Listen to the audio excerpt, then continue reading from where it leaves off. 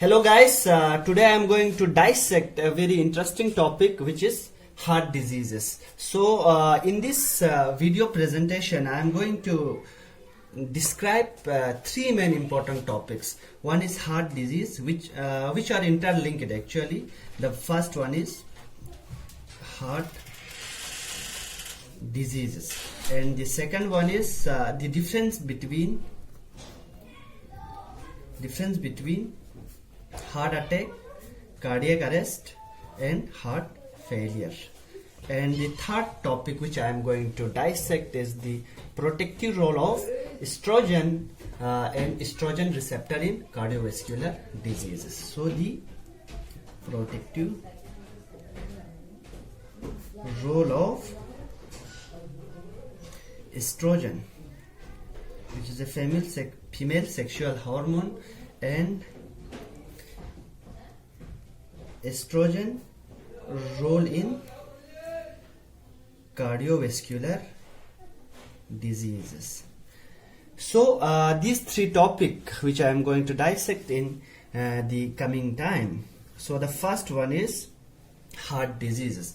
There are a number of heart diseases which I am not going to describe each one by one, but I am going to tell about the name of the disease. So and how this happened.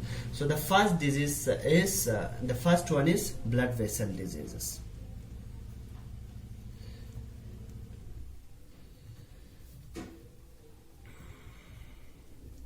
So the blood vessel diseases such as the diseases of the coronary artery.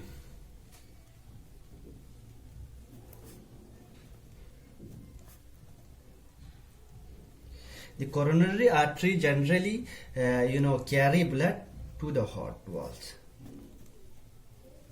Blood to the heart wall. And the second diseases which generally people go through are the heart rhythm problem. Heart rhythm problem, which is basically the problem in SA node and AV node. These nodes, the sinoarterial nodes and these AV nodes, generally produce or create heart beat. So there are generally two types of heart, which is one is myogenic. So one is myogenic heart, and the another second one is neurogenic. Myogenic heart generally produce their beat by the muscle cell. The muscle cell, the SA node and AV node, in such as in human or in animal, the SA node and AV node produce in humans. And the neurogenic heart generally beats on, generally the neurons produce are on the action of neuron or brain, it beats. So that are neurogenic heart. So this rhythm problem generally occur in the myogenic hearts only. And the third one is the diseases of heart muscles. Diseases of heart muscle. And the fourth one is if there is any general infection in the heart, this infection in heart muscles. Infection in heart muscles. So these are the general diseases which happens to the heart, or which a person generally go through. And so the second topic which I am going to tell you about is the difference between heart attack. Heart attack. Second one is cardiac arrest, and the third one is heart failure. So generally people are, or we generally get confused between these three terms. Like generally we say he is die out of heart attack, he has a heart attack today, he has a cardiac arrest. So people get confused and use this term for general heart diseases, but there are certain differences between these three terms. Like in heart attack, generally our heart muscle need oxygen in order to carry a proper functioning. So who carry this oxygen? We all know that blood carries oxygen. So this blood flow get blocked and the heart muscles, the heart muscles get hypoxic condition. Hypoxic, which means generally they do not get a proper oxygen, and this time the heart attacks occur. So what is heart attack? A heart attack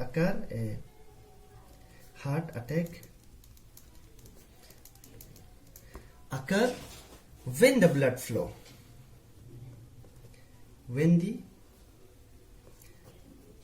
blood flow to the heart is blocked.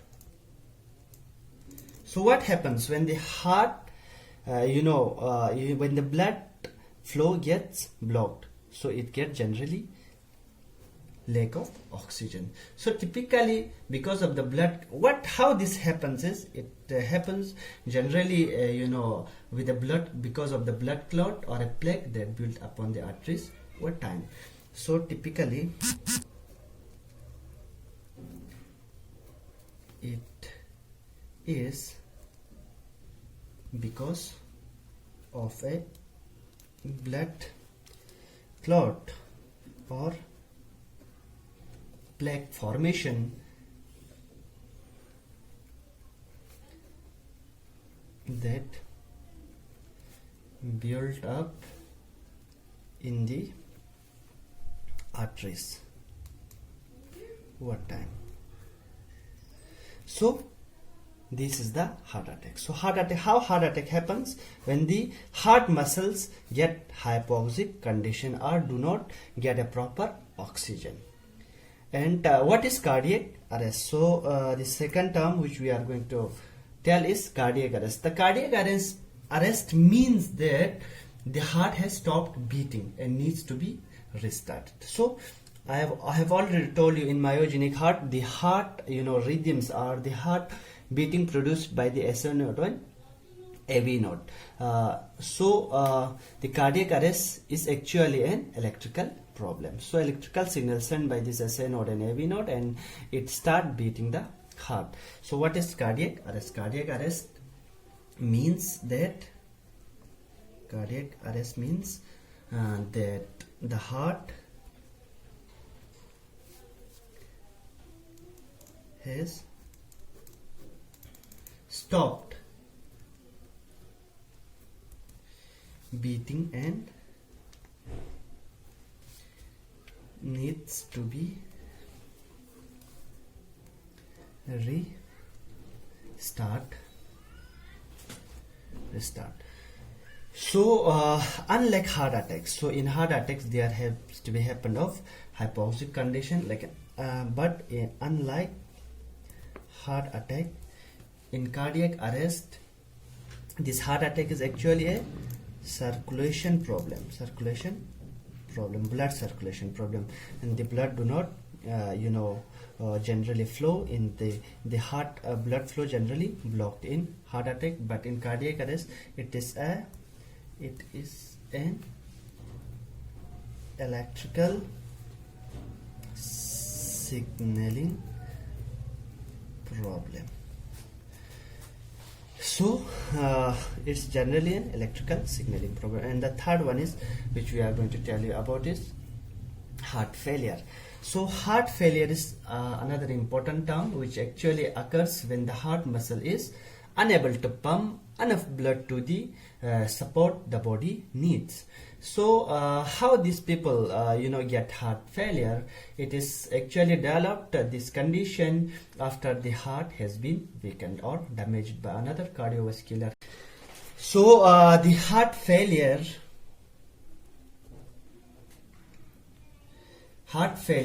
occurs when the heart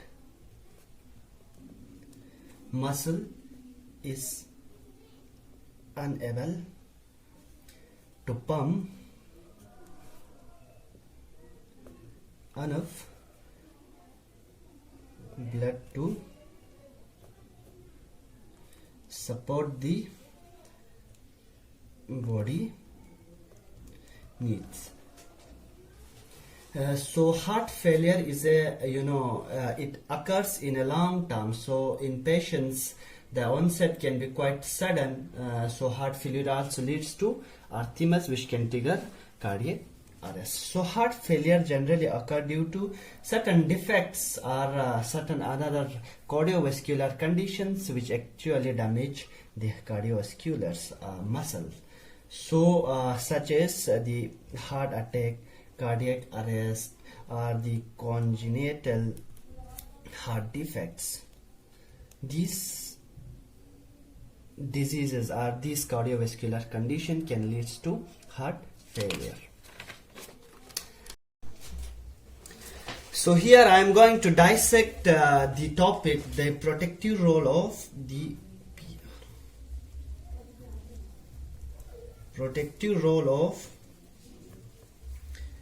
estrogen and estrogen receptor in cardiovascular diseases. So generally epidemiological studies have previously suggested that the premenopausal females, one is premenopausal women or premenopausal females, have reduced the incidence of cardiovascular diseases. Have less cardiovascular diseases which compared with the postmenopausal female.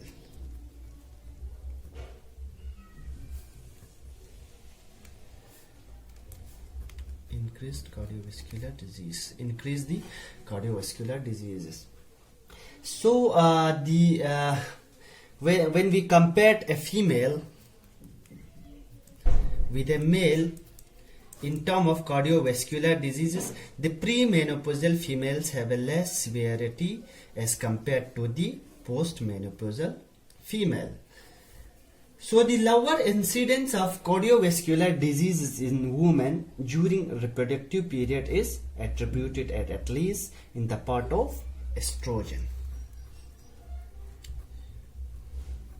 So this is the main female sexual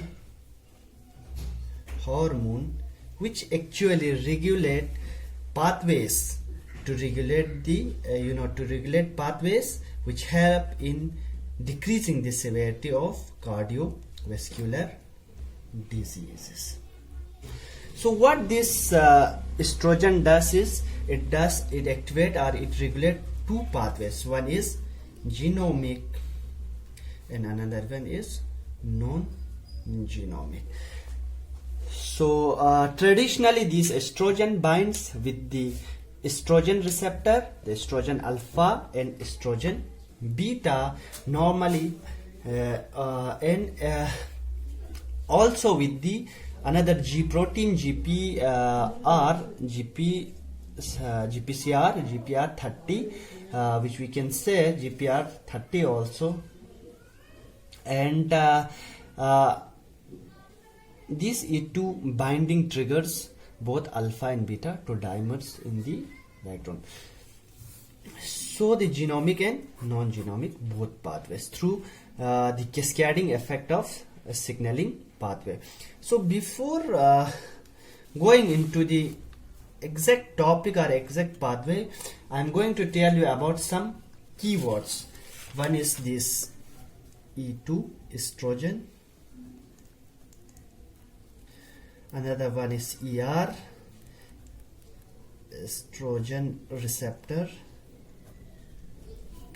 and third one is VEGF vascular endothelial growth factor.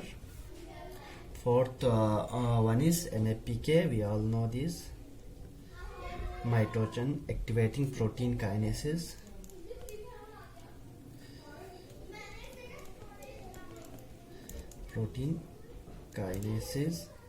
and the another is ERK or ATK pathways, PI3K. This is ATK pathways, and another one is this estrogen response element, ERE. Estrogen response element, ENOS, is endothelial nitric oxide synthase. Fourth one is NO, nitric oxide. So all of us know that cyclic AMP, this is the second messenger.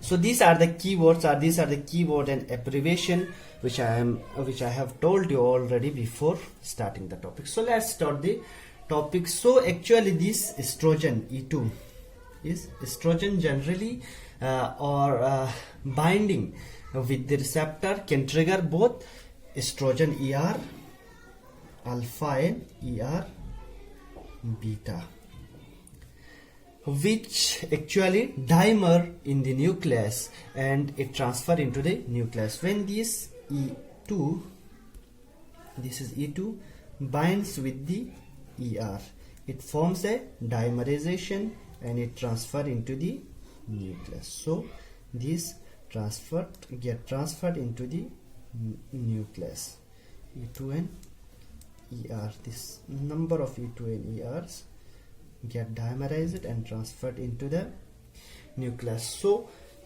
when transferred into the nucleus, what it does is it generally bind with the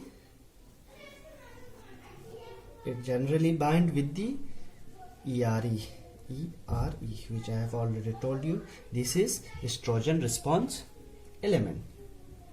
And the another one, it generally binds with the transcription factor on the DNA. E2 ER bind with the transcription factor and it bind with the DNA. What it does is, this is in the nucleus, what it does is it regulate the expression of certain genes which will help in vasodilation, which will help in angiogenesis.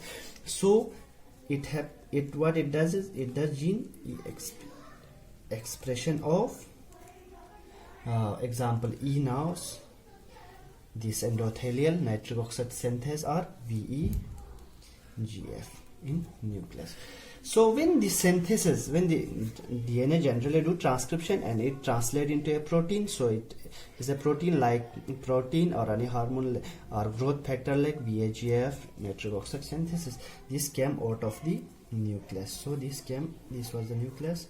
This came out of the nucleus. So what does this ENOS and VEGF does? So this was the genomic pathway. So in non-genomic pathway, what happens is in the plasma membrane there are GPCR like GPR30, and another receptor is androgen receptor. Also both these receptor, the estrogen, this was estrogen, this estrogen generally bind on this receptor. Estrogen generally bind on this receptor. It triggers a pathway. Which pathway? MA, PK, ERK,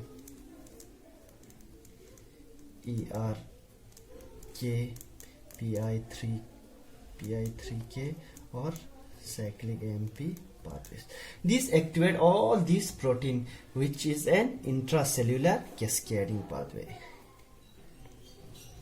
Cellular cascading pathway. So what this pathway also does, this pathway also make certain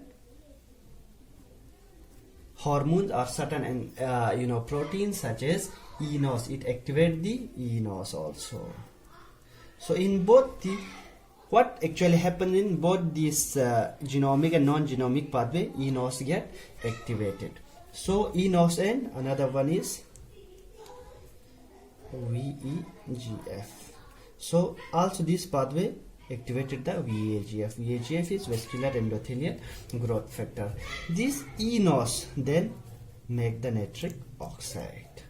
So this nitric oxide, what does this nitric oxide does is, nitric oxide or this eNOS is generally it has two roles. One is vasodilution, and this VEGF does is angiogenesis. So how this vasodilation happen is, there is another pathway we all know that, angiotensin pathway.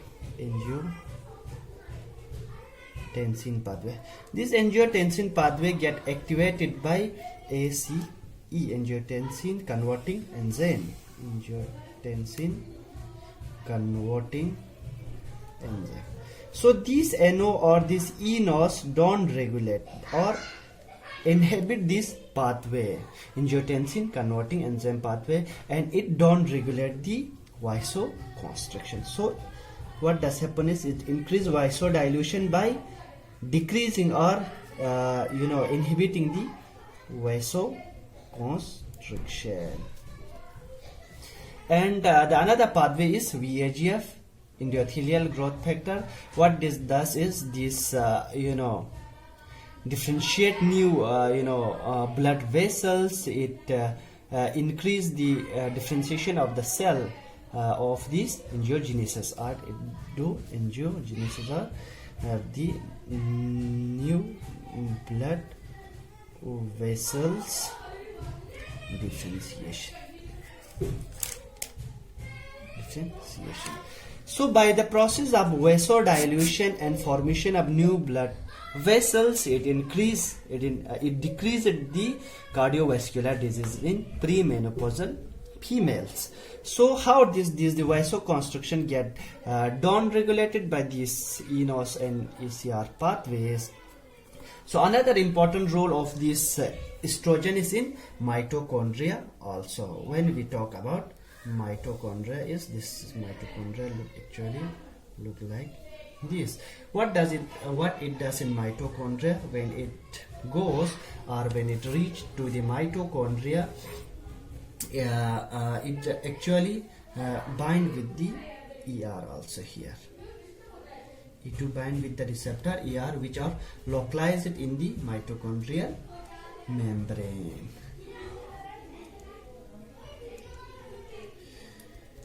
The binding the homo or heterodimer of these E2 and ER led to the improving of mitochondrial function. It improves mitochondrial function by decreasing ROS. ROS is reactive oxygen species. This reactive oxygen species production, when get decreased, the cell survival get increased. This help in increasing the cell survival. So by this pathway or by these functions, we can say that the estrogen actually helps in estrogen actually play an important role in modulating this vasorelaxation and vasoconstriction, and this endothelial function through largely eNOS and this eNOS and nitric oxide pathways. By both these pathways, it reduced the effect of vasoconstriction, and it generally increased the vasoconstriction, and this mechanism may contribute to the cardioprotective effect of estrogens by reducing the hypertrophy and increased cardiac function in the